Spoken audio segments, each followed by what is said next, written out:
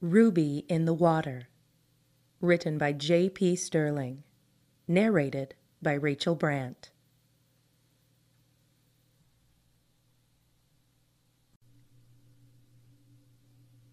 Chapter 1.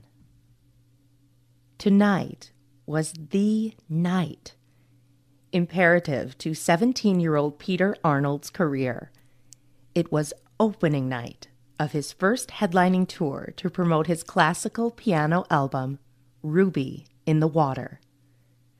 Backstage in his dressing room, Peter slid his arms into the sleeves of his pressed tuxedo shirt and tucked it into his pants.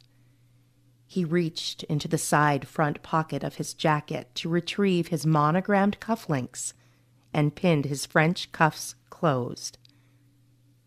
He glanced in the mirror briefly.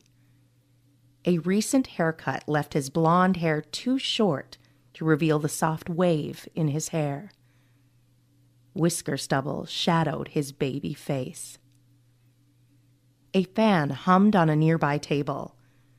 The metal rattled as it shook from being on uneven legs. I'm gonna chuck that fan out the window. Peter reached behind it, turning the knob to the off position. He closed his eyes and breathed slowly, trying to center himself. A loud rapping on Peter's dressing room door echoed inside the room. He leaned heavily on his cane with his left hand as he ambled to the door and opened it to see Anne, his mother, standing there out of breath. Peter's 6-year-old twin siblings trailed behind her. Peter opened the door wider for his family to enter the room. "Are you feeling okay?" Anne asked as she plopped down on the sofa against the wall, grabbed the TV remote, and turned on the cartoon channel for the twins. One of the twins, Johnny, curled up next to Anne on the couch. The other twin, Macy, played on the floor with a doll she had brought with her. "Yeah, I'm a little tired, but I think it's all the commotion." Peter leaned against the arm of the couch his mother was sitting on. "The commotion? Or do you mean the emotion? The emotion commotion?" Anne said as she looked at Peter with a huge, proud mom grin on her face while she smoothed Johnny's hair with her hand. "Definitely the emotion commotion." Peter forced a smile for his mother, even though he was feeling lightheaded from the migraine headache he had all week. "Did you eat anything?" "I ate that sandwich earlier." "That was this morning. You need to have something else. Here, drink some of my coconut water. It has acai and probiotics in it. It should give you energy." Anne pulled the bottle from her purse, holding it out to Peter. Peter turned his head to glare at his mom. "Mom, you know I don't drink anything before a show." "Yes, I know, but you don't look well. Here, do you want one of my B vitamins?" Anne reached into her briefcase-sized black leather mom purse to grab her vitamin pouch. Raising 7 kids, mostly by herself, had made Anne a nutritionist, among many other things. "No, I think I need some fresh air. You guys make yourselves at home here. I'm gonna run out back to breathe a little before I gotta go out there. Those lights always get so stinking hot." Peter's back spasmed when he stood. His shoulders stiffened from the force. It was a pain he had been feeling on and off for weeks.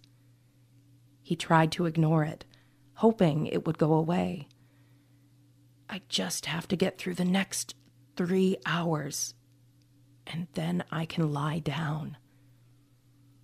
He hung his cane in the closet and closed the door, concealing it. "Okay." Anne folded her bottom lip under as she observed Peter. I'll tell Sammy to come grab you when it's time to get your seats, Peter said as he turned to walk out the door, but he felt Anne's hand on his shoulder. Why are you walking like that? Do you need me to grab your cane again? She asked as she was now standing behind him. My back's just a little tight. I think walking might loosen it up. I'm not using my cane out there. Too many photographers would love to see that.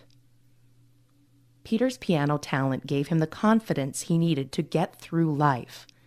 But underneath the facade, he was an insecure teenager with a disability who just wanted to fit in. Using a walking cane fell into one of the areas in his life that brought out his insecurities. Peter left his mom standing with her eyebrows furrowed. He grimaced through the back spasms as he hung onto the hallway wall in search for fresh air. Peter knew there was a private loading dock off the back exit. In the hallway, he bumped into his manager, Sammy. Why are you not in your tails? Sammy asked. It's time to go. Sammy was one of those guys who thought a black leather jacket was appropriate for every occasion. He would grease his dark hair back, which made his brown eyes look beady and his nose look extra pointy. I don't think I'm the one who needs to worry about looking classy. I just need some air. I'm really warm. We don't have time for air. I'll grab you a bottle of water to drink on the way down to the stage entrance. We can stop and grab your tails on the way. Sammy used his right hand to usher Peter in the opposite direction. You know I don't drink water before I play. Peter rolled his eyes. Can I have a few moments outside to catch my breath? Do you want to be even a little late for the biggest night of your career?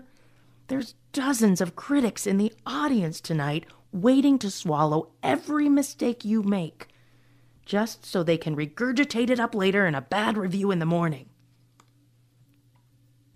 Well, when you put it that way, I guess I can wait until after the show. Peter grudgingly turned around to walk back. Can you help my family to their seats?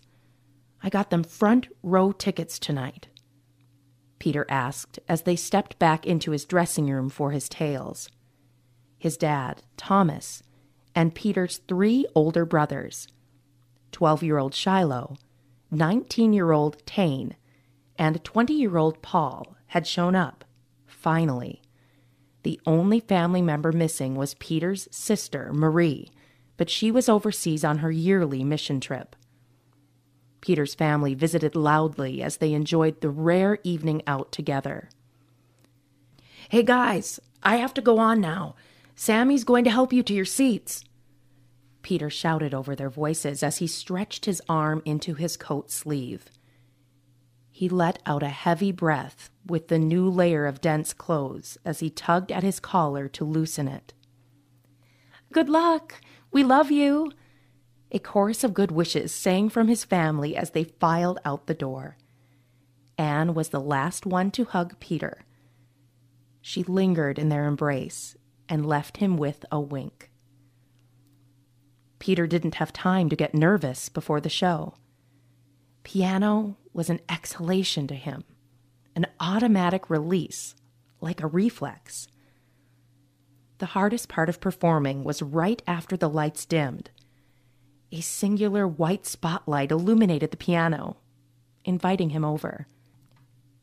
He liked to wait a few moments for his eyes to adjust to the light before he walked out onto the stage. While he waited, he rubbed each of his finger joints one last time to ensure they were limber. Cerebral palsy was a cruel enemy to his joints.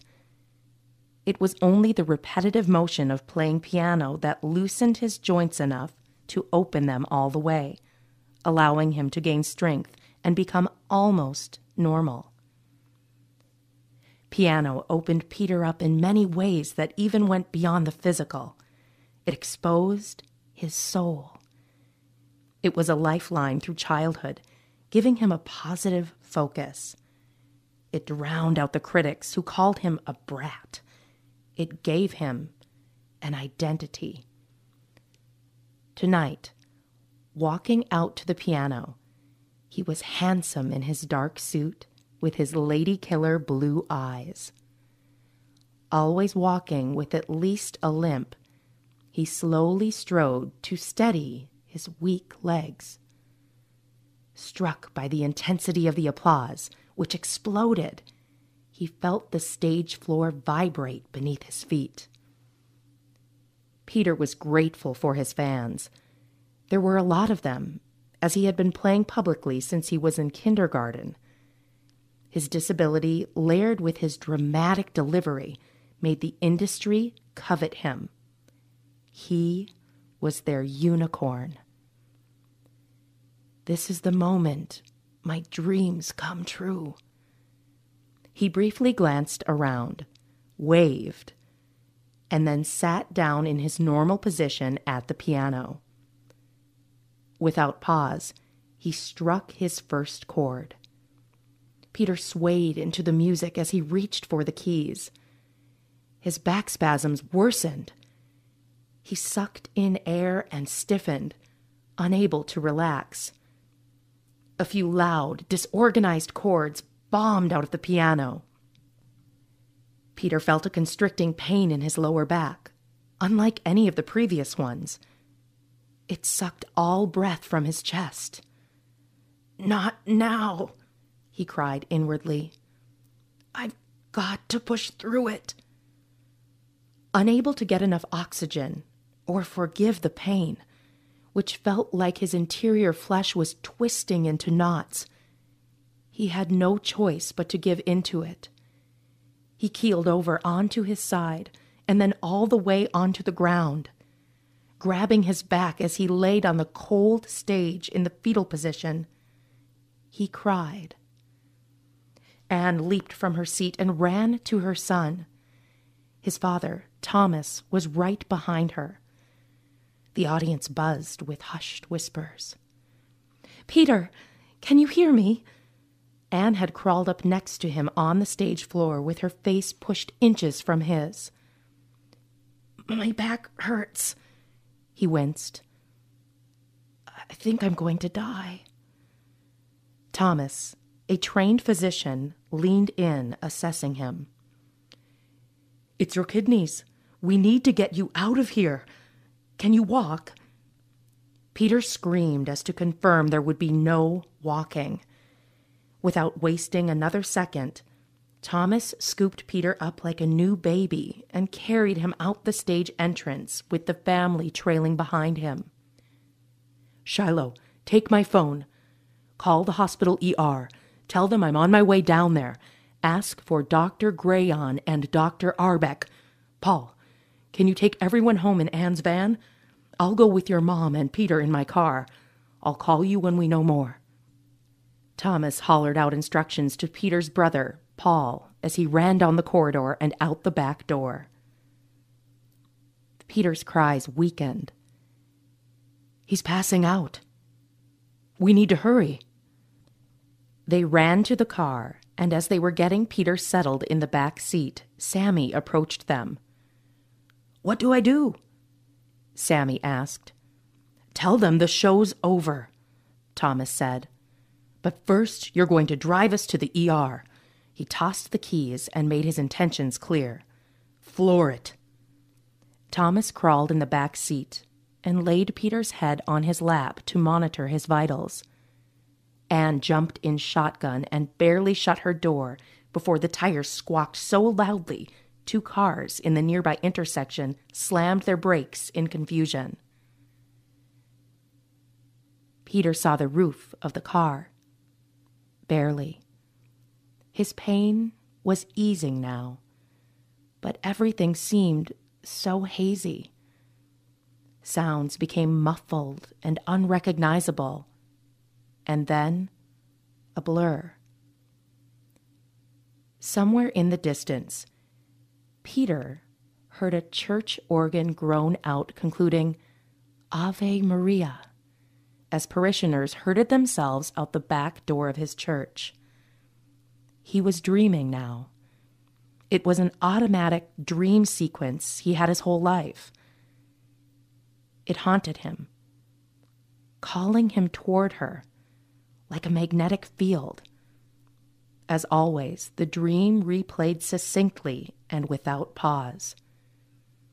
In this particular dream, the Arnold family gathered in the first 3 pews of their church, watching Father Raymond prepare the baptismal fountain for a sacrament of initiation. The fountain was carved from an emerald marble which appeared unaged, but was at least a century old. Peter watched Anne run her fingers over the fount's curved stone, as if she couldn't help but admire its aesthetics. "Peter, stop kicking the pew," 10-year-old Marie whispered from the bench straight in front of 5-year-old Peter. Peter sat next to his 2 older brothers, 8-year-old Tane and 9-year-old Paul, who were also annoyed at Peter's fidgeting. Discontinuing the kicking, Peter instead made noises competing with Father's opening prayer. "Zing, abba-dabba-dabba-da-doo, lama." He rocked his head back and forth, fanning out his overgrown blonde mop of hair. "This is so boring to sit here. It's fun to bug Marie," he thought. "Can you be quiet and sit still?" Marie said. Peter spotted his mother out of the corner of his eye, and she was giving him the look. She stood up front because she was going to be Nixon's godmother, but she was keeping an eye on everything, and she was not happy. She was more than halfway through another difficult pregnancy, and her patience was slim when it came to Peter's behavior in public. "I have to go to the bathroom," Peter said. "Shh. No, not now. You'll have to wait until this is over," Marie said. "I have to go." "You have to wait." Marie grew even more impatient. Peter's tone changed from whining to crying. With scarlet-colored ears, Anne glared at them from up front, pointing for Marie to take her brother out of the church. Peter knew his mom was annoyed. "But I have to pee." Connected to the church was a door leading to a vacant school. The school had been consolidated with another school in the district, but the parish still used their bathrooms. Peter marched on through the empty hallway to the men's room, knowing exactly where the bathroom was located because it was a regular Sunday stop for him. After using the facilities, Peter stopped at the water fountain to play with the water. Giggling fiercely, he drenched his Sunday shirt and his pants with water. Even the top of his hair spiked from being wet. "This is sweet. It splashes up like a waterfall." "Stop it. You're soaked.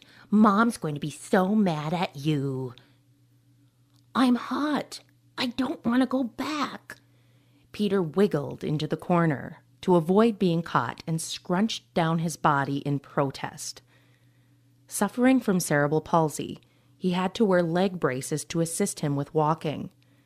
The braces steadied his ankles as they cradled his feet and stretched to just below his knees. Scrunching down took extra effort, but he was so determined to pout, he found a way. Peter looked to Marie and saw she was smiling. Peter had an effect on people. Even when he should have been trouble, he knew how to melt hearts with his simple innocence.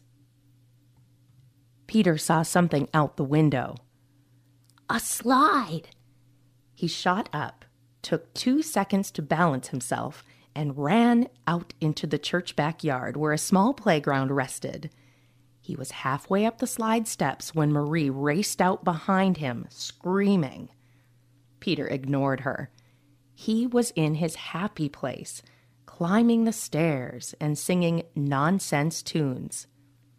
"You'd better get down or the goat woman is going to come out here to pluck your feet right off your legs."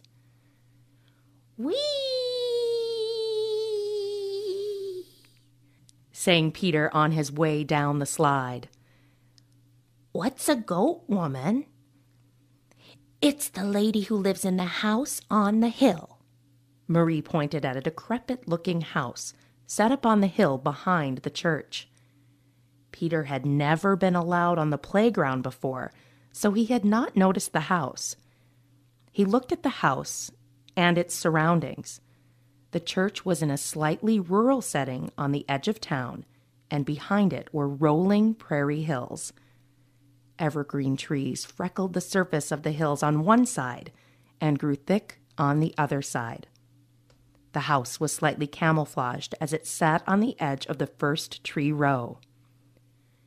"There's no goat woman. I don't see anyone." Peter sucked in his lower lip. "That's because she usually only comes out at night. She sneaks up on people when they're not expecting it. You have never heard the legend of the goat woman?" Peter stared at his sister. "No, I don't know what you're talking about." "I'll tell you it then." Marie paused, lowered her voice, and squinted her eyes. "The goat woman looks normal enough at first. She always wears a long gray robe with her black stringy curls hanging in a mess all over her head, hiding part of her face. She rarely goes anywhere, but sometimes you can spot her roaming those hills. Her top half is normal, like us. Beautiful, in fact. People have said her face looks like a porcelain doll without a smile. However, if you look closely at her, you will see she does not have normal person feet. Attached to her lower leg, she has the hooves of a goat. She tries to hide them under her robe, but sometimes you can see her black animal hooves peek out. That's not the worst part." Marie paused to catch Peter's eyesight and continued. "Her appetite's like a goat. She'll eat anything in her way, from tin cans to the clothes you're wearing." Marie leaned over right next to Peter's ear, and in a voice barely above a whisper, she continued. "Her favorite thing to eat, though, is little people feet, because feet are what she desires the most in life." Peter swallowed hard and looked at his legs and feet. His wobbly legs and his slightly bent left foot were not much to desire. He swallowed again, trying to clear the lump in his throat. "She wouldn't want my feet." Marie continued.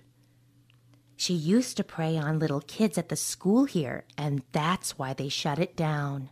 Too many parents didn't like how close she was to their kids.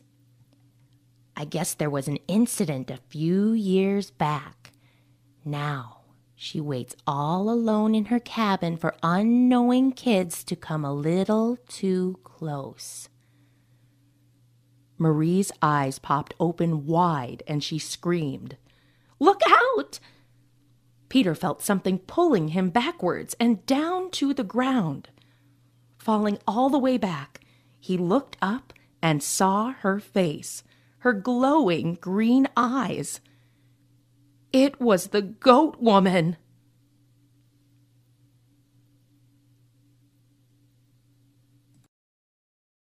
Chapter 2. Anne. Transporting Peter to the emergency room was the easiest part of the next few hours.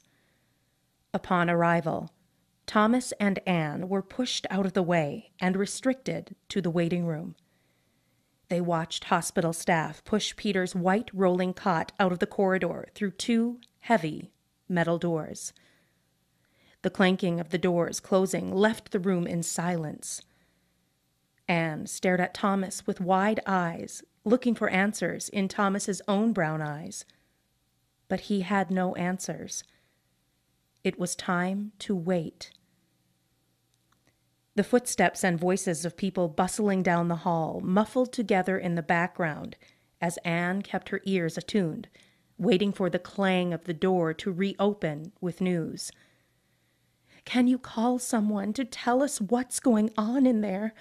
A nurse, maybe?" Anne asked Thomas. "No, nurses can't legally update a family on a patient's status, and it'll take more than a few minutes to properly diagnose. They'll tell us as soon as they know." "Well, not officially update us, of course, but since you work here, you must know someone who can just tell us what's going on in there," Anne pressed. "Anne, please don't make this worse than it has to be.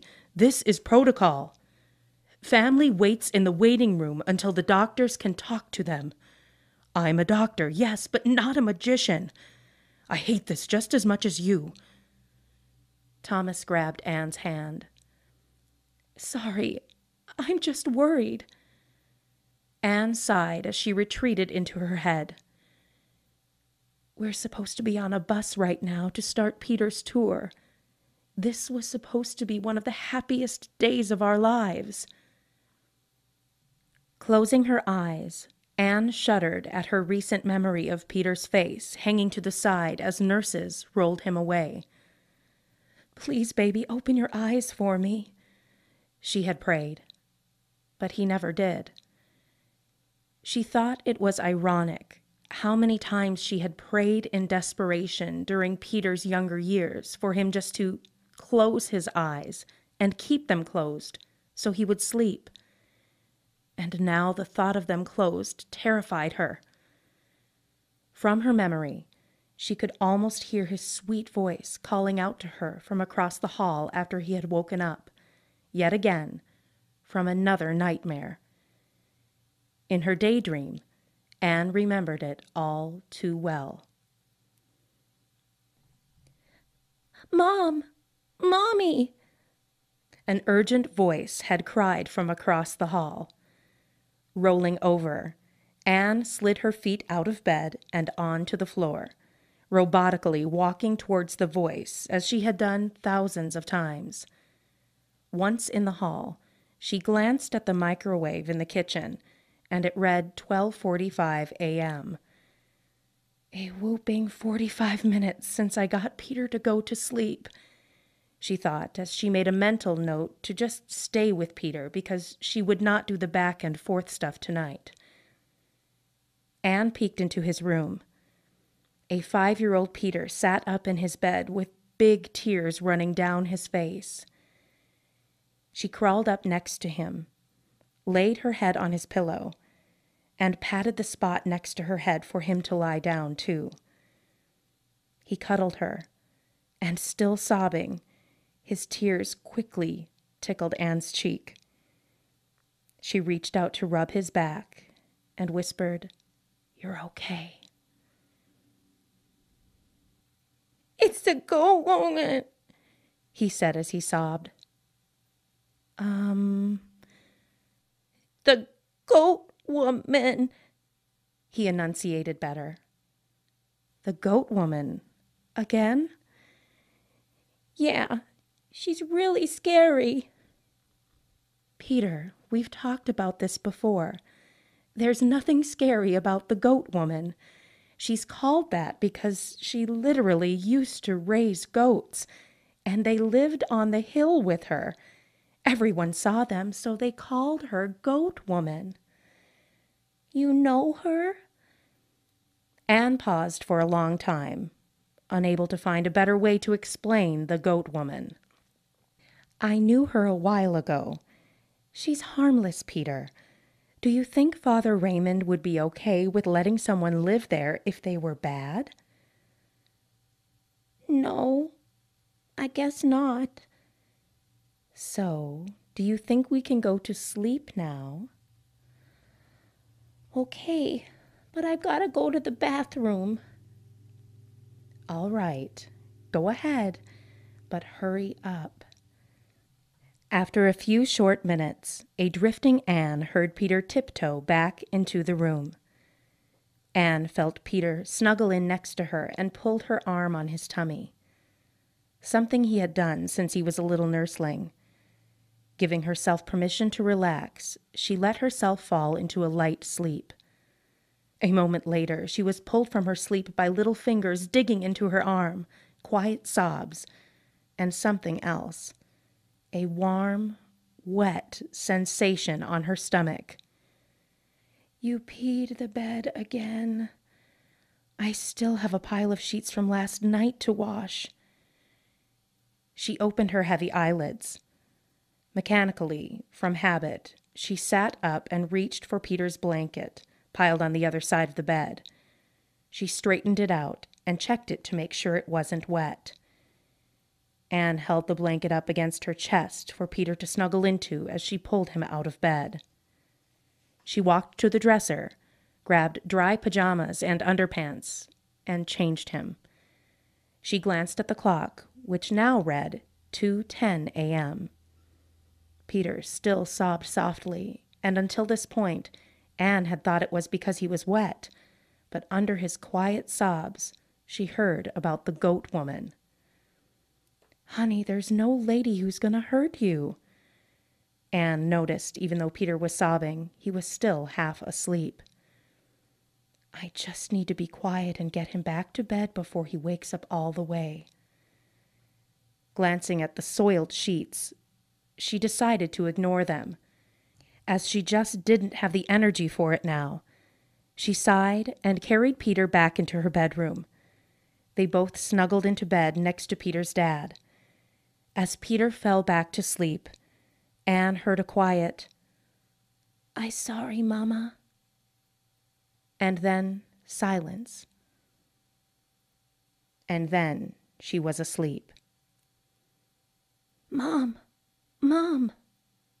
Once again, Anne felt little fingers digging into her arm. Without opening her eyes, exhausted tears started to well up inside her closed eyelids. But she tried to tamp them down so Peter wouldn't be stimulated. Mom, Dad's snoring, and I can't sleep. Anne caught a glimpse of the red alarm clock. 3:04 a.m. If I get him back to sleep now, I can still get at least another hour or two of sleep. She picked Peter up with his blanket and carried him out to the couch in the living room. She shoved over a pile of newspapers. She picked up the laundry basket, which had sat centered on the couch, and placed it on the coffee table. Lying down, she pulled Peter up next to her side and tried to snuggle. Mom. Shh. Sleepy time, Peter. Mom. This was a typical night with Peter's overactive imagination. Hearing every noise, he would wake up if you dropped a sock. Anne hadn't gotten a full night of sleep since Peter arrived into their family. Peter, Mommy's tired. If you can't sleep, just lie here with your eyes closed until the sun comes in the window over there. Peter stayed still until the first speck of light crept inside the living room. And then he whispered, Mom, it's morning. Mom, it's light. Anne opened one eye. Through the curtain, she could see a faint lightening of the darkness, but it was still mostly dark. She glanced at the clock on the wall. It was 4:57 a.m. Peter wiggled his way out of Anne's snuggle until he could roll onto the floor. He crawled over to the toy chest in the corner and pulled out his Legos. Anne exhaustedly called from the couch. "You play quietly and stay right here while I rest." She fell back asleep. Crash! Anne jolted awake and looked to find Peter huddled in a ball on the floor under the window, his arms wrapped around his chest, hugging himself while he sobbed. Anne got off the couch and walked over to Peter. "What's going on?" "The goat woman, she's outside. I looked out the window to see if the sun was out, and she was standing on the sidewalk staring at the house." Anne sighed. Scared to look at the clock, she knew she was up for the day now. She pulled the curtain aside, looking out. Down the block, there was a silhouette of someone walking. It was too foggy to make out any distant features, but the figure looked to be carrying a red plastic bag. He or she didn't look scary, just a person walking past. She turned away, and then saw the clock. 6:11 a.m. "That's what I was afraid of. This is going to be a long day." She knelt next to Peter and smoothed his hair. "How are your hands this morning? Do you need me to rub them?" "Yeah, just this one's locked." Peter held up his right hand, revealing a middle finger, ring finger, and pinky finger curled into a fist. Anne took his hand into hers and twisted her fingers around his joints, massaging them until she felt the tension release. Peter stared at the wall while she kneaded them. "There you go. How about a bowl of oatmeal?" Anne asked as she laid his hand on his lap. Peter grinned and went to sit at the table, waiting for his mom to get out a bowl. Naturally caffeinated, he was talking away. "Mom, I heard the goat woman outside. I saw her, and I heard her walk by." His eyes were large as quarters. "It was just a person walking by." Peter's brothers, Paul and Tane, had entered the kitchen for breakfast. They got in on the conversation just to tease Peter. "I bet it was her," Tane said as he shoved a spoon filled with colored marshmallow cereal into his mouth. He was still in his pajamas, and his dark hair was spiked in the back from where he had slept. "What did she look like?" Peter stopped eating his oatmeal as he now stared at Tane. "She was wearing her robe, and she had a trash bag." "What color was the bag?" Tane asked. "Red," Peter said. "Yep, that's her. She's half goat. She eats trash. She digs in people's garbage while they sleep so she can get food." "How can she eat garbage?" Peter asked. "That's how goats are. You better hope she doesn't like your garbage, because if she does, she might come back to get your feet," Tane said. Paul laughed so hard he snorted, and milk from his cereal dripped out of his mouth, running down his chin. "Why would she want my feet?" "'Cause your feet are all twisted up like her crazy brain." "Enough," Anne interrupted as she clenched her hands into fists. "I know where this is going." She glared at Tane, and then smoothed out the top of Peter's hair. "Peter, your brother's making this up. He just wants to scare you. Let's find something else to chat about. Who wants eggs?" Peter's eyes shifted from his mother to his brother. Quietly, he said, "I'll have eggs, please." Peter was finishing his second breakfast of eggs and ketchup by the time Thomas came into the kitchen, and he was dressed for work. Thomas was a family practice doctor who worked long shifts. Anne hated how long his shifts were because she had no backup with the kids. She knew not to complain, though, because Thomas was a workaholic who felt his obligation was just to provide for his family. "Well, look who's up to get the worm this morning," Thomas said. Peter frowned and looked at his eggs. "You think there's worms in my eggs?" "No," Peter's dad chuckled. "That's just a saying, which means you're up early. No worms in your eggs." He turned and looked at Anne. "I need to leave now because I have a meeting. I'll see you tonight."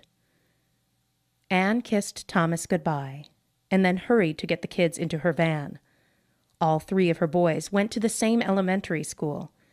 Peter attended school in the afternoon 4 days a week since he was only in kindergarten. After Anne dropped Paul and Tane off at their school, she drove all the way across town to drop Marie off at middle school. Many mornings, after the kids were dropped off at their locations, Anne and Peter made a 3rd stop to their favorite coffee and tea shop. Today would be one of those days. As they drove, Peter sat in the back seat in his car seat, making engine noises. Vroom, vroom. Mom, I gotta go to the bathroom. "I thought I told you to go before we left. Can you wait until we get to Steep and Brew?" "I'll try, but hurry." "I'm on it." Anne pretended to drive faster by mimicking Peter's engine noises. Peter cracked up in the back seat, and they were both laughing silly by the time they pushed through the heavy wood door at Steep and Brew. Anne nodded her head toward Peter to go find the bathroom. He trotted up the handicapped ramp, mimicking a race car motor revving the whole way. Anne ordered her favorite frosted maple latte and a chocolate steamer with only half the sugar syrup for Peter. She looked around while she waited for Peter to return. Steep and Brew was the cutest coffee shop because it was set up in a 19th century church. The ceiling was vaulted, and the old altar was built up into the counter that the staff worked behind. All the original woodwork had been redone into a gorgeous, dark cherry finish, and the windows were arched with stained glass. The tables were matched to the original pews for seating.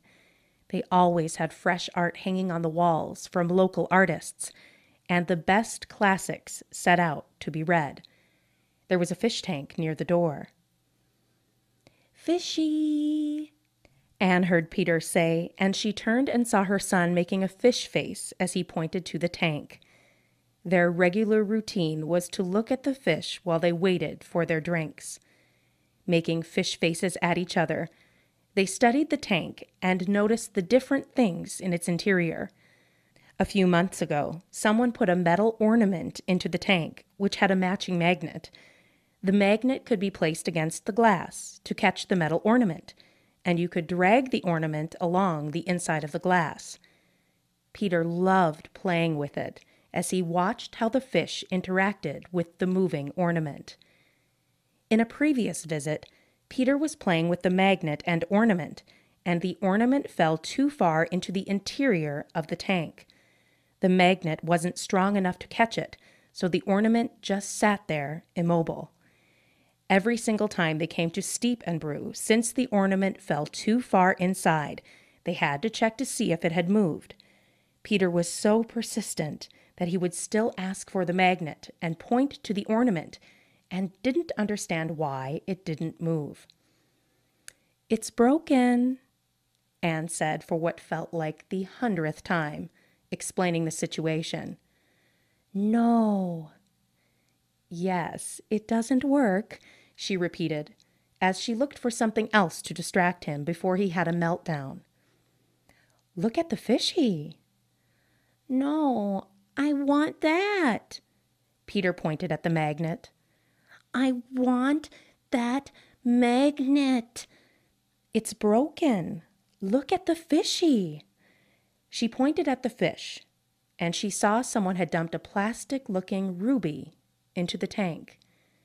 It rested by itself as a singular ruby shimmering on top of the white gravel rocks. "There's a ruby in the water," Just as she thought the phrase, she heard how poetic it sounded. Ruby in the water. It sounds like a song title. Ruby in the water. She pointed it out for Peter. Ruby. Yep, Ruby in the water. Repeating the phrase again because she loved the way it sounded. Anne imagined a song about a person who was special and stuck out from everyone else, like the ruby stood out from the gravel rock. She imagined a song which could very well describe Peter, her little Ruby in the water. Up, up, Peter said. Anne jolted backwards from someone bumping into her. She looked down to see a stressed Peter grabbing at her neck and sticking his foot on her hip, trying to climb her. A man had walked in the door and was standing next to them, looking down at a newspaper. Peter, ever slow to warm up to anyone, demanded to be held by someone he trusted, usually Anne. Once in Anne's arms, he hid his face in her chest and peeked out at the man. Peter had always clung to Anne when he was scared. He didn't get scared as much as he used to, but he was good at reading people, and occasionally he would get a vibe. Make me invisible, Mom, he whispered. Okay, she whispered back. She reached into her purse, pulled out a pair of sunglasses, and placed them on Peter's face. She began to sing in a whisper, directly into his ear, a song she made up a while ago when he was hiding on her like he was now. Make me invisible, I don't want to see this man behind me staring at me. Lord, can you help me be brave. I need you, I need to be saved. Anne made up this song to help Peter understand his emotions. I'm going to finish writing it one day when I have some time to sit down and think, she always thought to herself when she sang it. She knew the first verse would be about a little boy who hides on his mom from strangers, just like Peter did. The second verse would be about an older boy doing something embarrassing or getting into trouble, or something that would make him want to run. The third verse would be about a young man on his first date with his future wife and how he was nervous. The last verse would be about an old man dying, and he calls out that he doesn't want to see death coming for him. She had it all planned. Someday, when the kids are grown, I'll write this song. She was not a songwriter, a singer, or even a poetic, but she had dreams that went beyond being a housewife. Can you see me? Peter whispered. Nope, just hold on to my neck so I don't lose you, Anne pretended. Anne added the glasses to the song about a year ago and told Peter if she sang the song while he wore the glasses, he would be invisible. It really helped calm his nerves, so they used this routine often. When Peter was ready to be seen, he would just have to remove his glasses. Oh, that's us, Peter. They're calling our drinks. Let's go. We should grab them and get going. We have an errand to run before I take you back to school.